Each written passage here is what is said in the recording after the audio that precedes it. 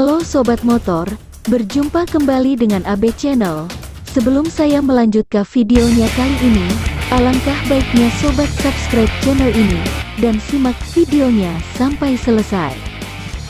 Berikut spesifikasi Yamaha R15M pabrikan tetap bertahan dengan penggunaan rangka Delta Box. Konstruksi ini terbuat dari bahan aluminium yang ringan dan kuat. Ia bersifat kaku dan memiliki fungsi untuk mendukung tingkat stabilitas berkendara. Distribusi bobot dari sasis model ini diklaim 50:50 antara depan dan belakang. Detail dimensinya panjang 1990 mm, lebar 725 mm, dan tinggi 1135 mm. Untuk set jarak sumbu roda adalah 1325 mm, ground clearance 170 mm, dan tinggi jok mencapai 815 mm. Angka itu dinilai cukup sesuai dengan postur tubuh rata-rata orang Indonesia, sehingga mudah dikendarai tanpa perlu jinjit. Sedang berat total untuk varian M adalah 140 kg. Sementara kapasitas tangkinya bisa menampung bahan bakar hingga 11 liter. Ia menggendong mesin berkapasitas 155 cm3 1 silinder SOHC, 4 stroke, 4 valve, liquid cooled dan berteknologi variable valve actuation, VVA.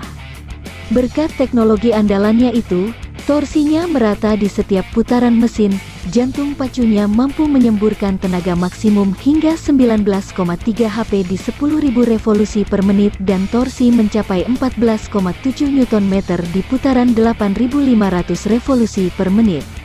Dayanya disalurkan melalui sistem transmisi manual 6 percepatan. Bagian jeroan juga tak luput dari teknologi canggih, disematkan forget piston dan dihasil die aluminium silikon silinder. Inovasi ini diklaim lebih kuat, ringan dan durability yang baik, karena menggunakan piston yang dibuat dengan sistem tempa, dan dihasil dari material aluminium dengan silikon untuk ruang pembakaran. Khusus trim termahal mendapat lebih banyak fitur dan komponen layaknya moge.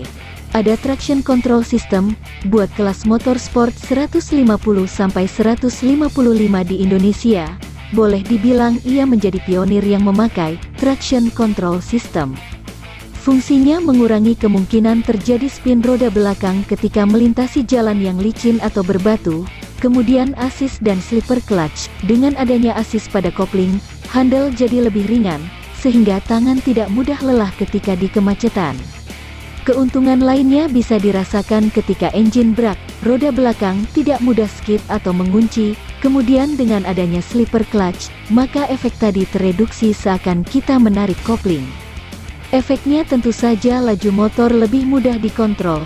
Fitur ini juga biasa ditemui di mesin-mesin besar, namun sekarang sudah ada motor sport entry level. Komponen ini juga sudah ada dari model sebelumnya. Lalu quick shifter up. Umumnya fitur ini tersedia di motor sport full fairing 250 ke atas, tapi sekarang telah dibenamkan ke YZF-R 15M. Teknologi ini tentu saja dapat membantu pengendara memindahkan transmisi tanpa harus menarik tuas kopling. Tetapi, fitur quick shifter di motor ini hanya untuk menaikkan gigi atau upshift saja. Untuk menurunkan gigi pengendara masih harus menekan tuas kopling.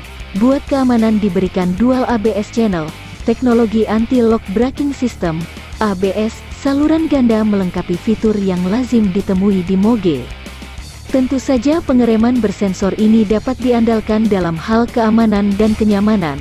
Lebih lanjut ada Big Bike Engine Switch Off, tombol starter menyatu dengan engine shut off. Tinggal tekan bagian paling bawah, benar-benar memberikan kesan moge look yang kental. Kemudian triple clamp dan blue fork caps yang terinspirasi dari Eicher M1. Komponen ini untuk memberi keseimbangan antara kekakuan dan kekuatan secara optimal. Bagian atas atau fork caps diberikan warna biru, lengkap dengan logo R15M. Dirinya mengusung panel instrumen bergaya raci dan luksuri. Lagi-lagi mirip kepunyaan R1M, sudah full digital dan memberikan informasi lengkap terkait speedometer. Menariknya ia memiliki dua tampilan yang dapat dipilih, yaitu street mode dan track mode.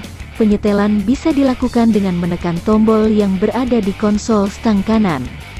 Tepatnya di bawah tombol hazard, Yamaha Indonesia lagi-lagi menjadi pionir dalam hal teknologi konektivitas, seperti yang telah dilakukan pada All New NMAX. Kini fitur Y-Connect juga dapat dinikmati oleh pengguna motorsport full fairing di kelas 150-155.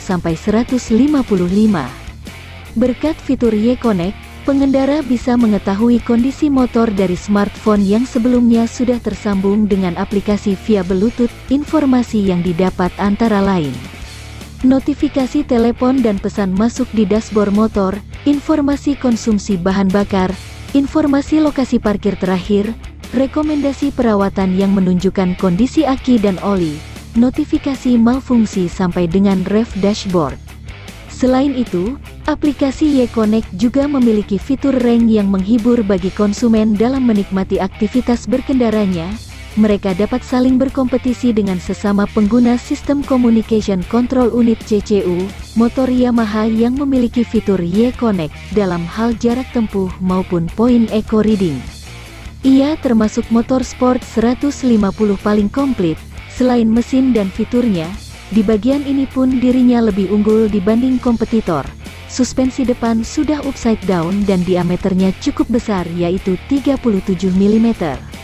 Penggunaan peranti ini selain menghindari bunyi jeduk atau bottoming, juga membuat redaman terhadap getaran jadi lebih baik. Belakangnya pakai swing arm aluminium model banana. Lengan ayun ini dikombinasikan dengan monoshock system link, efek getaran dari jalan tak rata bisa teredam maksimal. Kedua part ini membuatnya kental aura moge. Selain itu, dampak langsung yang bisa dirasakan yakni manuver lebih presisi terutama di kecepatan tinggi, apalagi didukung dengan ban lebar, membuat area kontak dengan aspal makin luas, jadi handling lebih stabil. Depan pakai 100/80-17 dan belakang 140/70-17. Kulit bundar itu dipasang pada pelek dengan tapak pukul 250 di depan, dan pukul 4 belakang. Untuk memberikan kemudahan dalam mengontrol laju, dipasangkan rem cakram depan maupun belakang. Depannya pakai wide front disc brake berdiameter 282 mm dengan kaliper 2 piston, dan belakang 220 mm yang dijepit 1 kaliper piston. Nah sobat motor, apakah kamu tertarik dengan spesifikasi motor yang sudah dibahas tersebut? Kasih tahu alasannya di kolom komentar di bawah ya. Untuk itu saya pamit dan sampai jumpa di video berikutnya.